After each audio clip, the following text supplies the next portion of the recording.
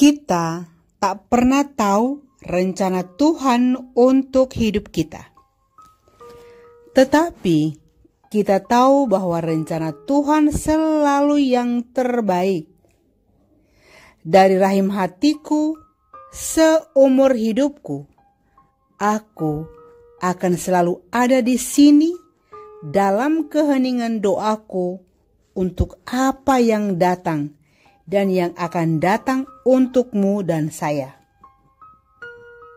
Saudara dan sahabat terkasih, jumpa lagi dengan saya di Remah Iman. Salam damai dan salam sehat untuk kita semua. Dalam banyak waktu saya memberi pesan kepada anak-anak saya di Kasih Mandiri Bersinar dan juga bagi para anggotaku bahwa saya tidak akan pernah meninggalkan mereka. Cinta yang mereka rasakan dalam suratan cintaku dalam nama Kasih Mandiri Bersinar dan BSMC paling besar dan paling indah tergores di hati mereka.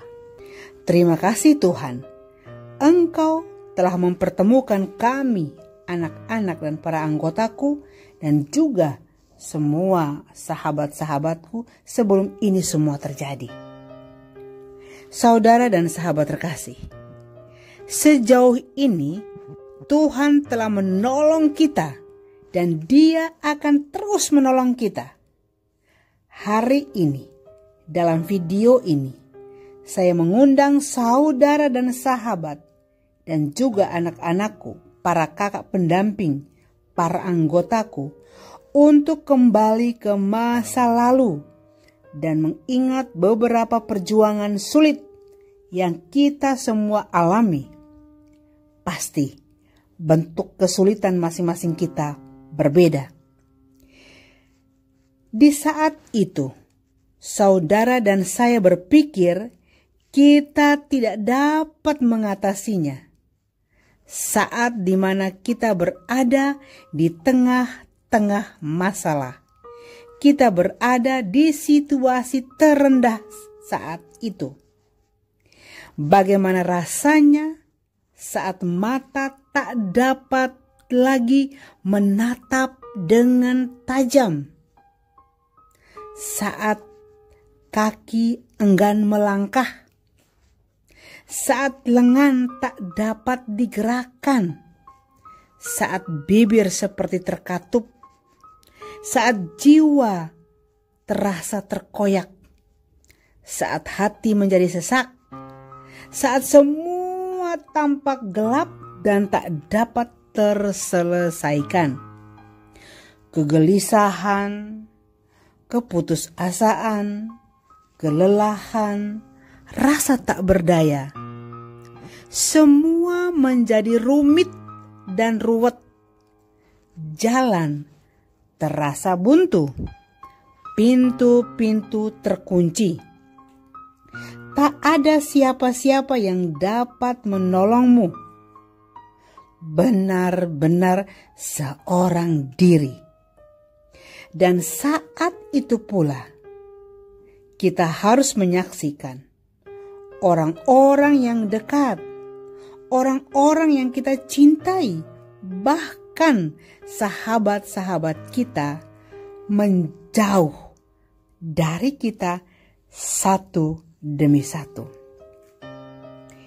Tapi lihatlah kini, Tuhan membuat kejutan besar dalam hidupmu dan hidup saya. Entah bagaimana dan dengan cara apa saudara dan saya bisa bercerita. Lihat dirimu sekarang. Aku pun melihat diriku sekarang. Kita ada dalam keadaan yang sangat baik-baik adanya. Pertanyaannya, kemana semua yang nampak buntu, tertutup, ruwet dan rumit? Kemana semua itu? Siapa yang melerai benang kusut setiap permasalahan kita? Siapa yang memelihara kita? Siapa yang menopang kita? Dan sekekar apa lengan yang menopang kita? Siapa yang memberi harapan kepada kita? Jawabannya adalah sejauh ini Tuhan saja yang menolong Anda dan saya. Tuhan telah menopangmu dan saya. Dia menyediakan apa yang engkau dan saya butuhkan.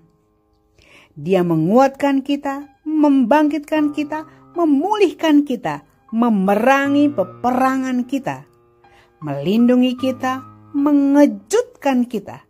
Dia memenangkan kita. Mulai sekarang, kita akan seperti ini. Dalam keadaan yang telah dimenangkan Tuhan, telah diselamatkan Tuhan. Jika kita ada bersama Tuhan dan berjalan bersama Dia. Jangan biarkan pikiran yang membuat kita jauh dari Tuhan.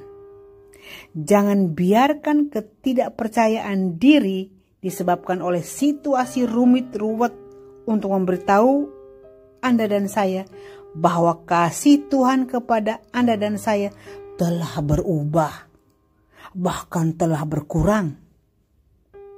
Karena Tuhan yang sama yang merawat kita sampai hari ini akan tetap kuat lengannya di setiap masalah atau kesulitan yang kita lalui dan yang akan kita hadapi kelak. Tuhan menjaga di setiap waktu. Dia berdiri di setiap pintu. Dia ada di setiap penyeberangan. Dia menunggu sambil membawa kunci solusi bagi kita. Di mana-mana ada Dia. Di mana-mana ada Tuhan.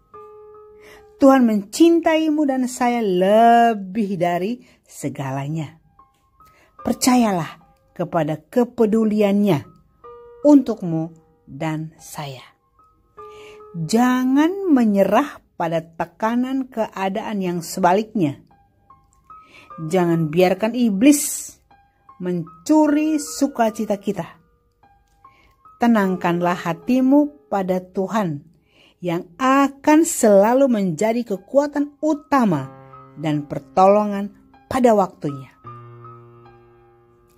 Salah satu cara yang paling dekat untuk menjaga sukacita kita awet abadi, kita harus menggunakan kata-kata kita dengan hati-hati agar tidak menyakiti hati orang-orang di sekitar kita. Injil Matius bab 5 ayat 13, Yesus berkata bahwa kita adalah garam dunia. Dalam contoh yang sederhana, sebagai garam dunia, kita bisa mengasinkan kehidupan ini untuk menjadi berkat, yakni dengan menggunakan kata-kata yang baik. Kata-kata yang baik akan membuat hati yang gelisah terobati. Kata-kata yang baik menyenangkan orang lain. Kita harus melihat dalam diri kita karakter Kristus saat kita harus berjalan seperti Dia berjalan untuk membawa kebahagiaan bagi orang lain dan kepada diri kita sendiri, yang menjaga lidah kita dari kejahatan dan bibir kita dari kenajisan. Dan apapun yang kamu perbuat demi perkataan atau dengan pekerjaan, perbuatlah demi nama Tuhan Yesus. Demikianlah permenungan saya hari ini. Semoga menjadi inspirasi bagi saudara dan sahabatku. Terima kasih, Tuhan memberkati.